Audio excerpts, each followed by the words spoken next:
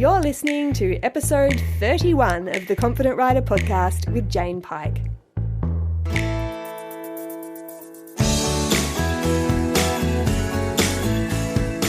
Hello, glorious person. We are riffing this week. I think that's what it's called. You kind of like riff with a topic. I could totally be using the wrong word, but what I mean is that I haven't had a fixed idea for what it is that I'm going to talk about today. So I've decided to pop or run with the first thing that has come into my head. And I guess that's also going to be, as a matter of course, what has been or is most relevant for me right now. And that's all about connection, knowing how far to take things in training, and really being able to stay in your heart. The other thing that I want to bring into this conversation within the scope of what I just mentioned is fear, because this is something that all of us are dealing with all of the time. And I think that fear shows up in so many different places on the spectrum that sometimes we don't even recognize that what it is we're going through is actually a fear response. When it comes to thinking about fear, we often flash forward to the really likely targets where we're either immobilized by the thought of doing something, maybe we feel like our physical safety is under threat, so you might project yourself back to a time in your writing life where you felt things were going a little bit pear-shaped, or perhaps even a time in the future where you were concerned about how things might actually show up.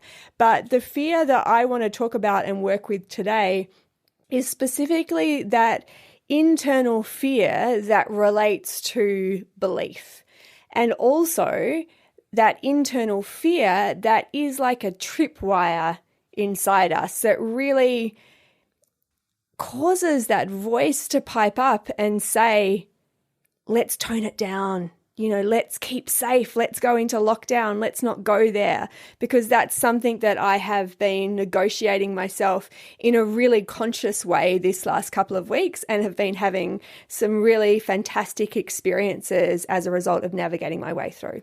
So let's go back to what I first mentioned, which is this idea of connection and knowing how far to take things in training. This is something or a question that comes up a lot. I know just recently in Joyride, my membership program, it's something that we've been discussing. It's been front of mind for a lot of people. It's how far do you take things? How do you know when to push, and how do you know when to hold back or to tone it down? And the way that I want to address this is to break it up into a few different areas. So, of course, we have our horses, and we can talk about training and how far to take things on a couple of different levels. We talk about it from a training perspective. So when we're trying out something new or we're wanting to do something together with them, it's like, how do I know when this is too much, or I actually have to go through that resistance line, which is a natural part of going outside of the comfort zone. So my answer to that is, you know how far to take things by recognizing whether or not you've lost the mental or emotional connection with your horse. So as soon as you've lost that connection, you know that you've gone too far. And if you're able to maintain the connection within the experience, then you know that you're still operating below a threshold that is keeping you both in the learning zone.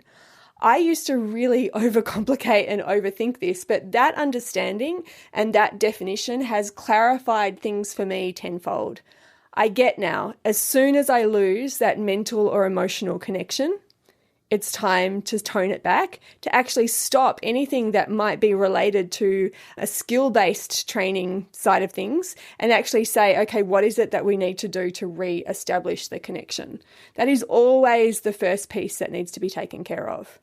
Now, we can look at connection within the capacity of ourselves also. So a connection to ourselves means that I still am able to maintain a feeling of centeredness. I can still be in my heart. If we want to talk about it that way, if we want to get outside this kind of traditional paradigm of talking about fear, When you feel fear or when you're going through a period of discomfort, which can be, putting yourself out there and learning something new or feeling a certain amount of emotional discomfort, you can still be in the midst of that. You can still be observant and aware of that experience while still being connected to yourself. As soon as you lose that connection to yourself, as soon as you lose that ability to say, here I am in the midst of this discomfort, and this is how it is I need to navigate my way through. As soon as you lose that, you need to come back, because that is the point that you've gone outside of yourself, and that is the point that you've lost all objectivity of what it is you're going through and of your experience. So connection is the first point. It is the key point. It is the foundation point. Am I connected to my horse? Am I connected to myself? And usually that latter point is going to determine that connection between us and our horses. It's always the first piece that we need to start with. So my practice over the last couple of weeks, off the back of going to a clinic and having a few buttons pushed and looking at what that means and how it is that I want to adventure forward, was that I'd got into a way of going that was just a little bit too safe. And I recognized that catch point or that resistance line in me that was quite easily activated, and I don't think I was practicing activating that enough. So the practice of it is recognizing the point where you are teetering on the edge of your comfort zone and understanding that at that point, the primary focus needs to be reconnecting, recentering, dropping back into your heart and getting out of your head. And then from that place saying, how is it that I need to move forward? How is it or what is it that I need to do? And when you're in that space, when you're in a heart space place of awareness of navigating your emotional experience, then you're able to look through things or look at things with a completely different lens to when you're caught up in your head. It's a lens that connects you to your intuition. It's a lens that connects you to your courage. And it allows you to operate from a really creative and generative space as opposed to a reactive one. So when I'm in that place, I can say to myself, who is it that I need to be for my horse right now? What is the best option for us? And I can also say, I see you, I see what it is that I'm experiencing. I see this anxiety, I see this fear, I see this apprehension, I see this concern. I see you, and yet I will take you with me as I make movements towards the higher intention of what it is that I want to create. So Nadia and I, for those of you who have been following my Facebook page or do follow my Facebook and Instagram pages, you will see that I've been sharing snippets over the course of the week of what I am calling Nadia and I's Brave Bucket Challenge. And basically Nadia has a lot of internal anxiety that we've been working through for quite an extensive period of time. And I just got to this point where I'm like, you know what? I recognize that I need to have more courage than you right now, and I really need to be your courage encourager. So I think we have, all of us recognize that our horses have different personalities, just like we do. And what I know about Dee is that he has definitely an anxious streak, and he's sensitive as well, but he's brave too. Like, he's curious, and he hasn't had that taken out of him in any shape or form. So he's happy to adventure. And for the times that perhaps I am feeling a little bit trepidatious, is that a word? He will have courage for me, and that is the way that we encourage each other. We encourage courage in each other. And so we can step in that way where sometimes he will fill my bucket, sometimes I will fill his, and sometimes we're filling each other's. With Nadia, because of, for whatever reason, she's kind of been held between two hands and two legs for a really long time and not really given much choice in showing her opinion. So outside of that constricted framework, outside of the arena that she's traditionally known, she doesn't really know how to manage herself. And so she doesn't trust herself to be able to go into the world, I guess, and be okay with it.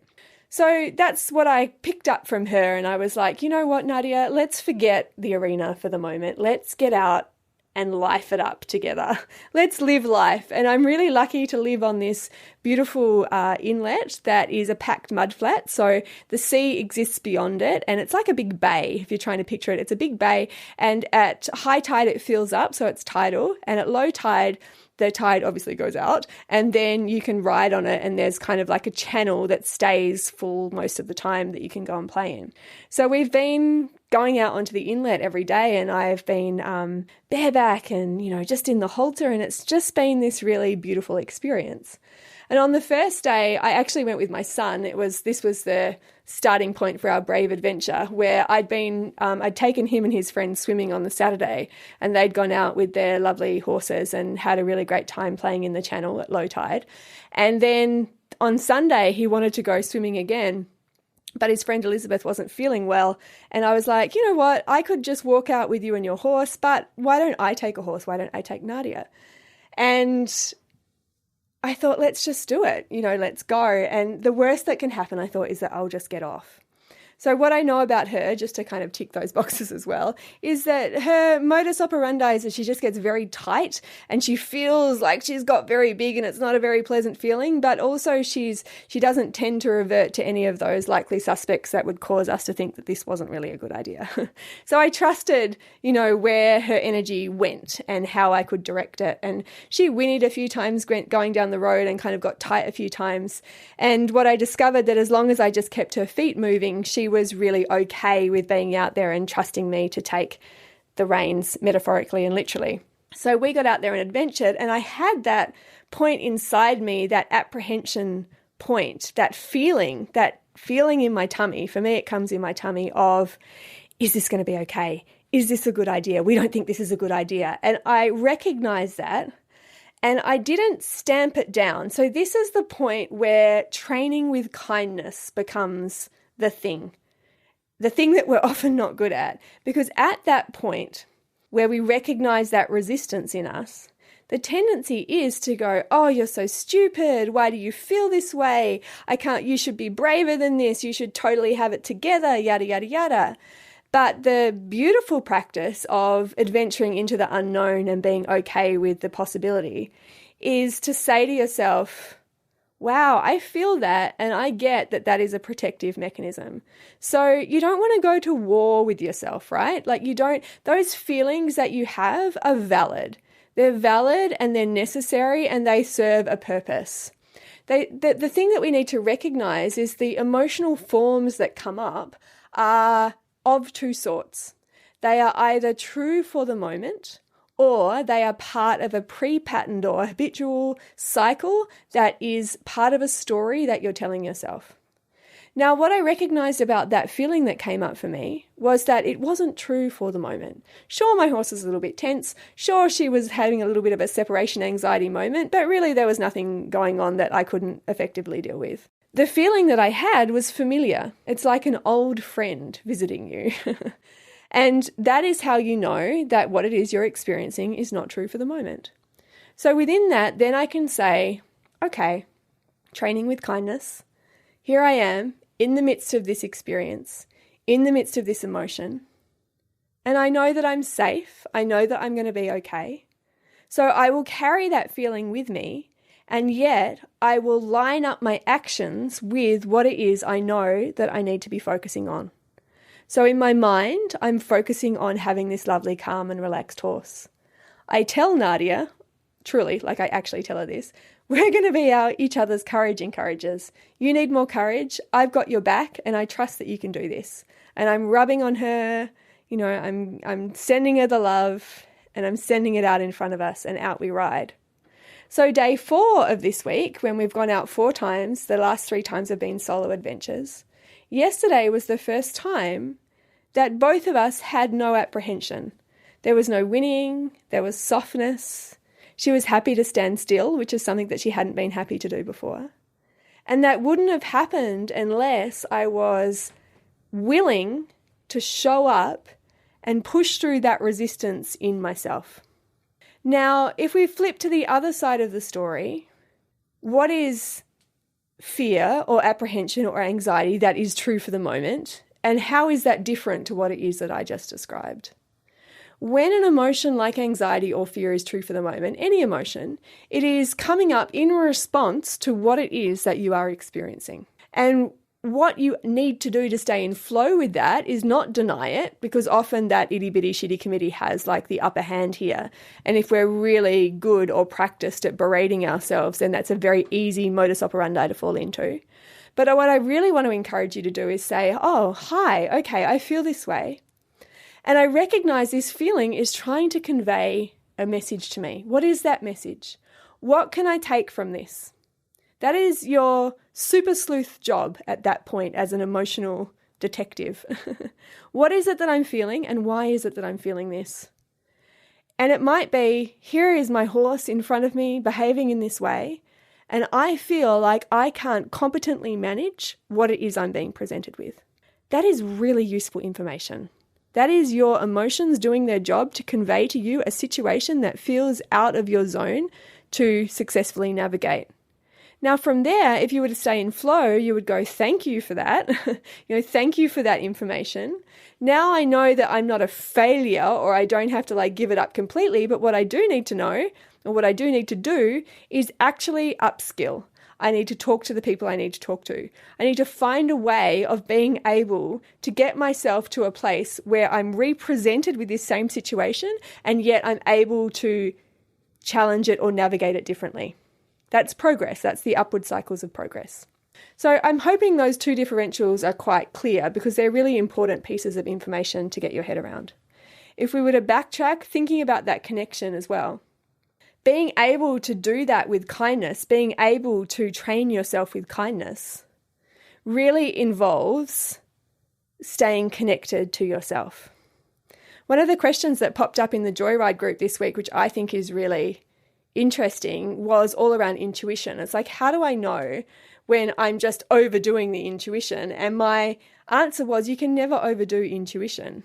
What you're overdoing is the logical thought that stamps out the intuition in most parts. So I know for myself, there can be a really split-second response between intuitively understanding something, intuitively recognizing that this is either too much or this is okay, or, just that message, that flash of insight in response to whatever it is that you're going through.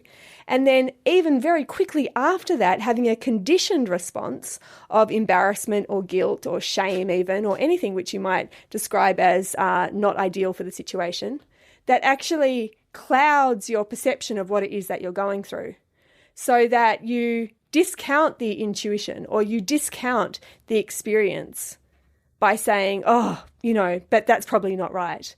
We've got very untrusting of ourselves. So this training with kindness really asks you to reconnect to yourself. Make sure that whenever you're out there training with your horses, that the connection is the thing that you return to and extend from. And when you're able to stay in that connected place, you're able to move forward compassionately and with understanding and with reverence for what it is that's showing up for you. Because ultimately, you are not at war with yourself.